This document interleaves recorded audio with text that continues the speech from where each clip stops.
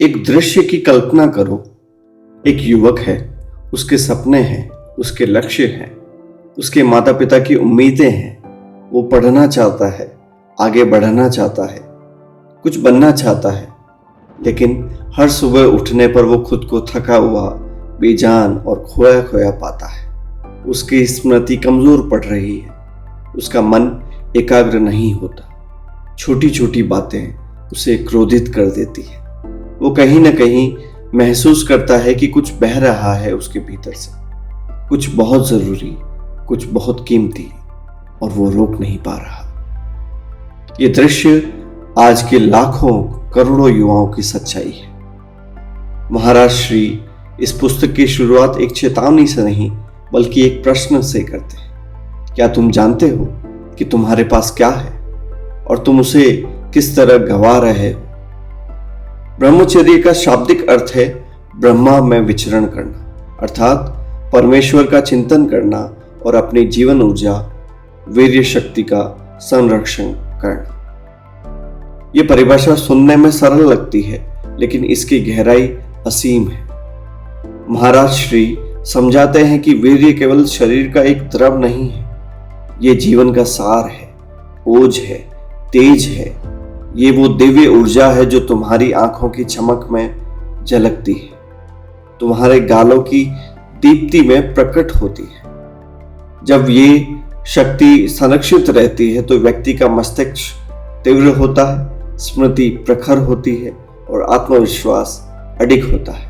लेकिन जब ये बर्बाद होती है, जिन्होंने अपनी वीर्य शक्ति को नष्ट किया, वे अत्यंत चिड़चिड़े हो जाते हैं। छोटी छोटी बातें उनके मन को विचलित कर देती है। जो लोग ब्रह्मचर्य का पालन नहीं करते, वे क्रोध, ईर्ष्या, आलस्य और भय के दास बन जाते हैं। उनकी तर्क शक्ति लुप्त होने लगती है, उनकी निर्णय क्षमता क्षीण होने लगती है। ये जीवन में आगे बढ़ने की जगह धीरे धीरे भीतर से खोखले होते जाते हैं।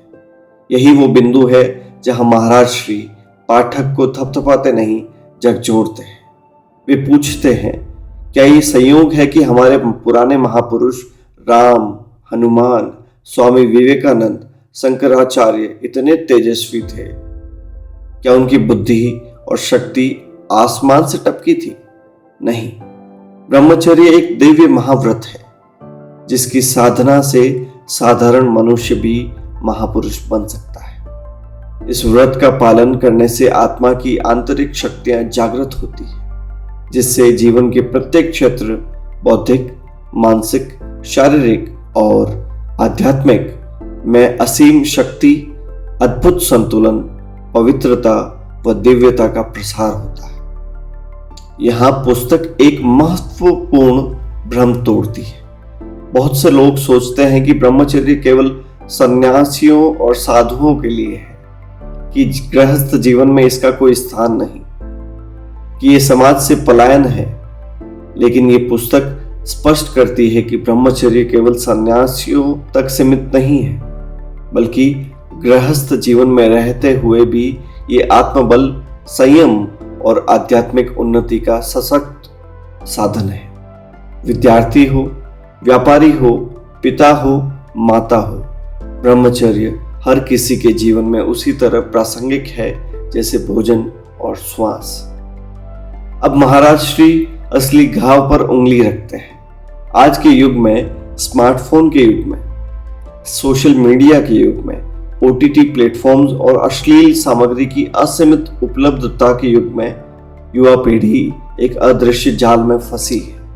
आज हमारा जीवन केवल इंद्रियों, सुख और भौतिक लक्ष्यों को प्राप्ति में खप रहा है। धैर्य, सत्यनिष्ठा और धर्म जैसे कभी पूजनीय मूल्य विस्मृत होते जा रहे हैं, और इस विस्मृति की सबसे बड़ी कीमत चुका रही है हमारी आने वाली पीढ़ी। ये पुस्तक उन साधकों के लिए एक प्रकाश स्तंभ का कार्य करती है जो हस्तमैथुन, स्वप्न दोष जैसी समस्याओं से जूझ रहे हैं। महाराज श्री यहाँ जो करते हैं वो अत्यंत साहसिक है। वे इन विषयों को वर्जित नहीं मानते, वे उनसे आंखें नहीं फेरते। वे कहते हैं इन समस्याओं में शर्म है, लेकिन इनका समाधान भी है, और वो समाधान तुम्हारे भीतर ही है।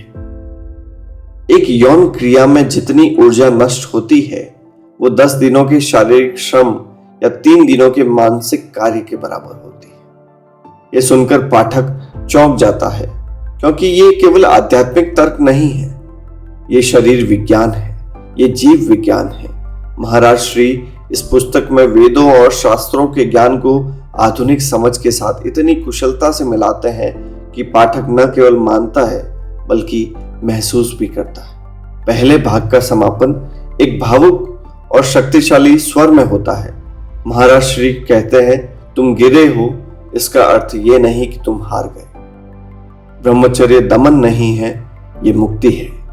ये वो द्वार है जिससे एक साधारण मनुष्य अपने भीतर की असाधारण शक्ति को जगा सकता है। लेकिन इसके लिए पहले ये जानना जरूरी है कि शत्रु कौन है, युद्ध का मैदान कहाँ है, और वो मैदान है तुम्हारा अपना मन।